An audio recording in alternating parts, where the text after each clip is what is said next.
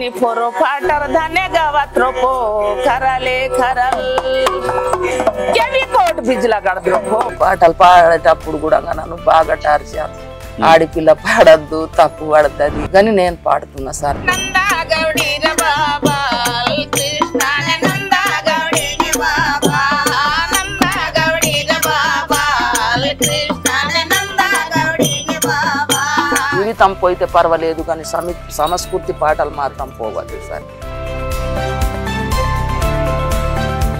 Welcome to ఆకేర్ news. మనం ఇప్పుడు ఆదిలాబాద్ జిల్లా గుడిహత్నూర్ మండలము తోషం గ్రామంలో ఉన్నాం. ఇక్కడ ఒక అద్భుతమైన గాయని మర్సికుల కళావతి ఉన్నారు. గోండి సమాజంలో అంతరించిపోతున్న అనేక కళారూపాలకు సంబంధించిన ఒక కళారూపము ఇక్కడ కళావతి గానం చేస్తుంది. కీక్రీ వాయిద్యంతో ఆలపించే ఈ గానం వెనుక ఉన్న చరిత్ర ఏంటి, ఎందుకు తను నేర్చుకోవాల్సి వచ్చింది, దీని యొక్క ఇంపార్టెన్స్ ఏంటి అనేది తెలుసుకుందాం. అమ్మ నమస్తే. నమస్కారం సార్. అమ్మ మీరు ఎట్లా ఇది నేర్చుకున్నారో అది చెప్పండి. తోషం గ్రామంలో నేను బతుకుతా సార్. మా నాన్న తొడసం భీమరావు, మా అమ్మ హీరుబాయి. మీదే ఊరు? అమ్మ వాళ్ళది? అమ్మ వాళ్ళది ఇదే ఊరు సార్. ఇదే ఊరు ఇదే అమ్మ వాళ్ళ అంటే మా అత్తగారి ఊరు బాగపురం. ఇక్కడ మా నాన్న నేను ఒక కూతురు నన్ను ఇల్టం తెచ్చిండు సార్. అందుకని ఇదే నాన్న ఇంటికే నేను ఉంటున్నా, ఇటే బతుకుతున్నా. నేను పెద్దదాన్ని, నాకు తమ్ముడు ఉండే సార్ ఒక్కడు. అయితే ఆ తమ్ముడు నేను చిన్నగా, మా తమ్ముడు ఇంత 5 సంవత్సరాల కొడుకు, నేను ఒక 7 సంవత్సరాల బిడ్డని. మా నాన్న ఇదే పాటలు పాడుకుంటా ఉల్లు తిరిగేవాడు సార్. ఇక మా తమ్మునికి నాకు కూడా వెంట తీసుకువెళ్ళేవాడు. ఇట్లా వెళ్ళంగా సార్ ఒక రోజు ఇయ్యాల పూర అయిపోయి రేపు నుంచి మేము ఎల్లుడే అక్కడ గడ్డిలలో ఎక్కడ పాము ఉండేనో మా తమ్మునికి కరిసింది సార్.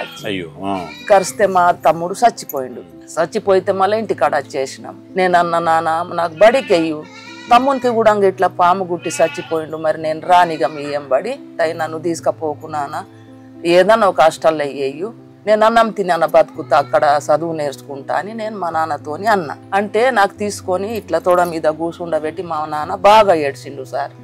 బిడ్డ నాకు కొడుకుండే అతను పోయిండు, ఇక నువ్వు కూడా బడి నేర్స్తే ఏమన్నా నీకు వస్తుంది, నీది నువ్వు బతుకుతావు, కానీ నా సంస్కృతి పాటలని నేను ఓళ్ళకి చెప్పుకోవాలా, కొడుకు అంటే నువ్వే, బిడ్డ అంటే నువ్వే, నా కడుపులో ఉన్నాయి అన్ని పాటలు నేను ఓళ్ళకు చెప్పాల, బిడ్డ నువ్వు బడి నేర్స్తానంటే నాతోని నువ్వు కూడా వనవాసం తిరుగు గాని నా పాటలు మాత్రం నువ్వు నేరాల, అప్పుడు నువ్వు కొడుకు అంట నేను అని మా నాన్న ఏడ్చిండు సార్. ఏడిస్తే నాకు మంచిగా అనిపించలేదు సార్. ఇక ఈ బడి పోని, ఇక మా నాన్న ఏడుస్తాడు కదా అద్దు తండ్రి కోసం అని నేను నేర్చుకున్నా సార్. ఇవే బడిలే నేర్చుకున్నా, బాగా కష్టపడ్డా సార్.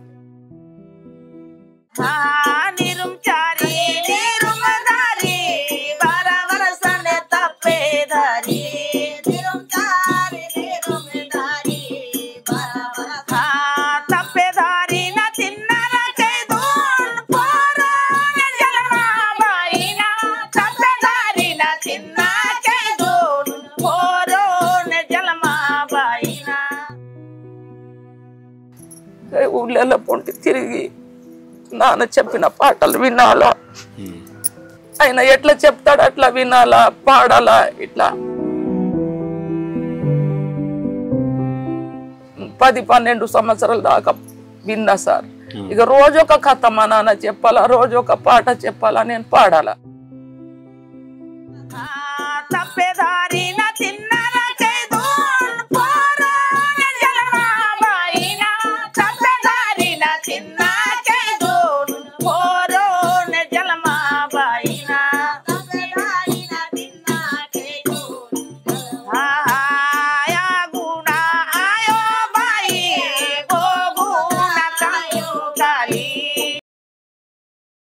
ఆయన పాడంగా దగ్గర కూర్చుండాలా. ఇట్లా అన్ని పాటలు నేర్చుకున్నా సార్. 16 సంవత్సరాలు అయినాయే కదా, అప్పుడు ఇక మా అమ్మతోని నేను పాట పాడినా సార్. పాడితే అప్పుడు మా నాన్న అన్నాడు, సభాష్ బిడ్డ నువ్వు అన్ని పాటలు నేర్చినవిగా, నేను సచ్చినా ఒకటే, నేను బతికిన ఒకటే, ఇక నేను ఉన్నట్టే, నువ్వు పాడితే అయిపోయి నా పేరు వెళ్తుందని నాకు ఇప్పుడు. ఏ టైంకి లేపి మీకు నేర్పేది? పొద్దుగా ఇక గుండపల్లెలలో పోయితే ముఖం గడుగుతాయి పై ఇంటింటికి మా నాన్న తిరిగేవాడు సార్. పాటలు పాడేవాడు, నేను దగ్గర కూర్చుండి వినాలా. మళ్ళీ ఆ ఊరు నుంచి వేరే ఊరికి వెళ్ళేటప్పుడు నన్ను కథ చెప్తుండే సార్. నాన్న నువ్వు రాత్రి పాడింది పాట ఇట్లా ఉన్నది అని నేను అడిగేవాడిని. ఇక బరాబర్ మా నాన్న అదే కథ చెప్పుకుంటా ఆ ఊరుకు చేరేదాకా నన్ను చెప్పుడు సార్. ఇట్లా నేర్చుకున్నా సార్. నాకు చదివే ఇది పాటల చదివే.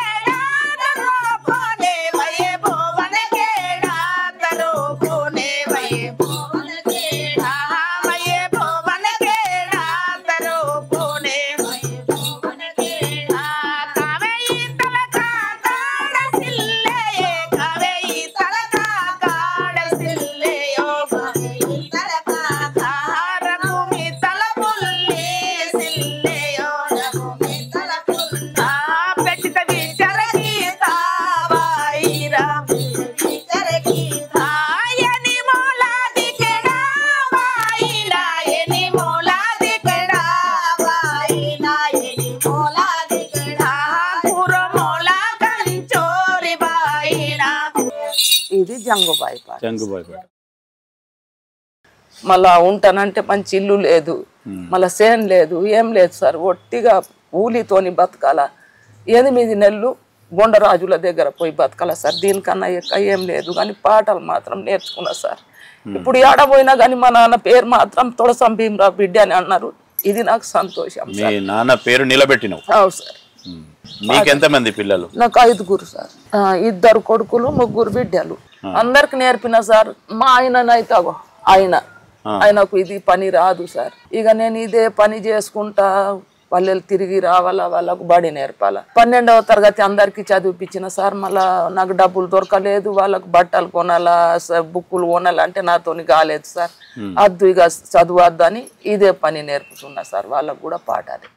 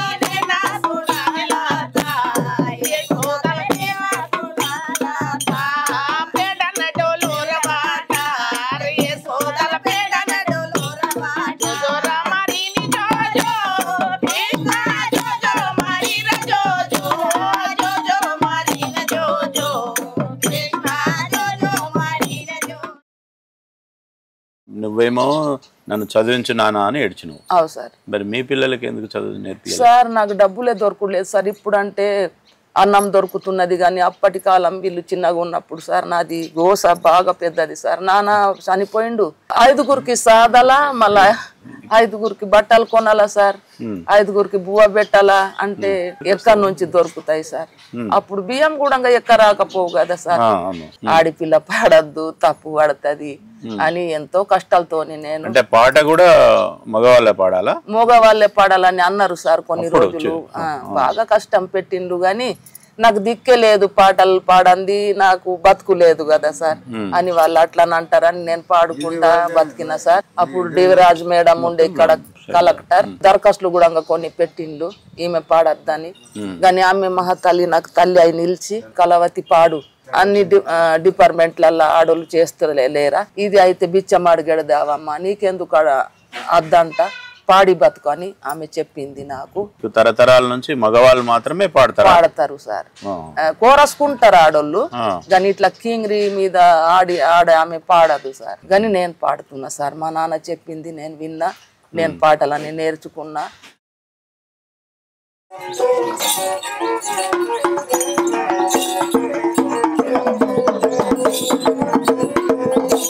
आणि फोरो फाटर धान्य गावात रोपो खराले खरल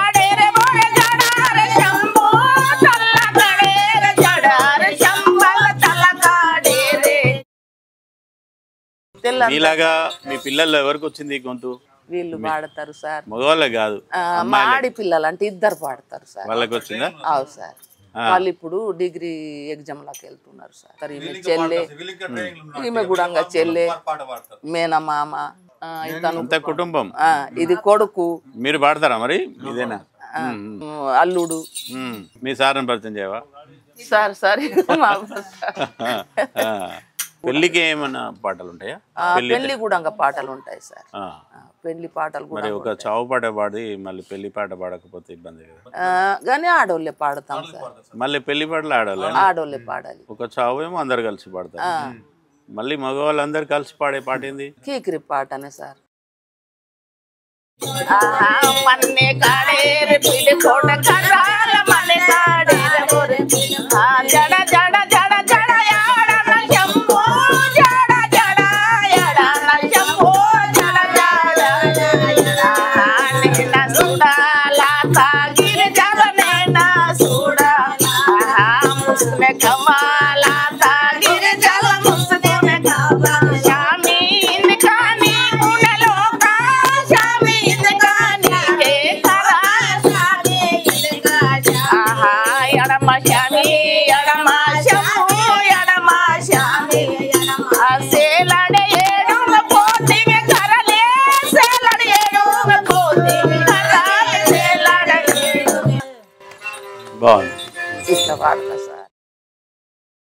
మీరు ఇట్లా పాటలు పాడేటప్పుడు ఇట్లనే ఉంటారా? ఏదైనా వేషం వేసేది? కాదు సార్, మేము ఇట్లానే ఉంటాం. ఇట్లా ధోతి, మా పిల్లలందరూ ధోతులు కడతారు, మేము ఇట్లానే ఉంటాం సార్. మా సంస్కృతి ఇట్లా. గవర్నమెంట్ మీకు ఏం చేస్తే బాగుంటుంది అంటారు? ఇలాంటి కళాకారులను ఏ విధంగా ఆదుకోవాలంటారు? ఇప్పుడు టీవీలు బాగా అయినాయి. అప్పటోళ్ళు అంటే అందరూ మంచిగా వినేవాళ్ళు, మాకింత సారెడు మాకు బిచ్చం పెట్టేవాళ్ళు సార్. ఇప్పటోళ్ళు పోరగాన్లు చదువు బాగా చదువుతారు, మా పాటల కంటేగా ఎక్కువ టీవీలలో చూస్తారు. ఈ సినిమా మంచిగా, ఆ సినిమా మంచిగా. ఇప్పటి కాలం కొంచెం ఇక ఉన్నది సార్. ఈ సంస్కృతి మాత్రం పోవద్దు సార్. జీవితం పోయితే పర్వాలేదు కానీ సంస్కృతి పాటలు మాత్రం పోవద్దు సార్. ఇంకా ఎవరన్నా నేర్చే వాళ్ళకు కూడా నేర్పిస్తా సార్ నేను, కానీ పాటలు మాత్రం పోవద్దు సార్. మా నాన్న నా ప్రాణం పోయితే పోని కానీ నువ్వు ఉంటే అయిపోయి నేను ఉన్నట్టు అని నాకు చెప్పిండు. ఇప్పుడు ఈ సంస్కృతి నేను బాగా కష్టంతో విని విని విని నేర్చుకున్నా సార్. ఈ పాటలు అవసరం సార్. మళ్ళీ ముందటి కాలంకు కూడా పనిక రావాలంటే అందరు నేర్చుకోవాలా సార్. ఈ పాటలు మాత్రం పోవద్దు సార్. ఇవి మాత్రం నా పానం, అందరు నేరాల. ఇప్పుడు గవర్నమెంట్ కళాకారుల కోసము కొంత పెన్షన్ ఇస్తుంది, అట్లా ఇస్తుందా మీకేమన్నా? నాకు కొనికి వస్తాయి సార్, మళ్ళా నా తమ్మునికి లేదు. ఇప్పుడు బాగా మంది ఉన్నారు సార్ అట్లాని కళాకారులు. ఇట్లాను పల్లెలు పొంటి కథలు చెప్పుడు, బతుకుడు. ఎవరికి భూమి లేదు, ఎవరికి జాబులు లేవు, ఏం లేదు. లేనోళ్ళకు కూడా వస్తే బాగుంటది సార్.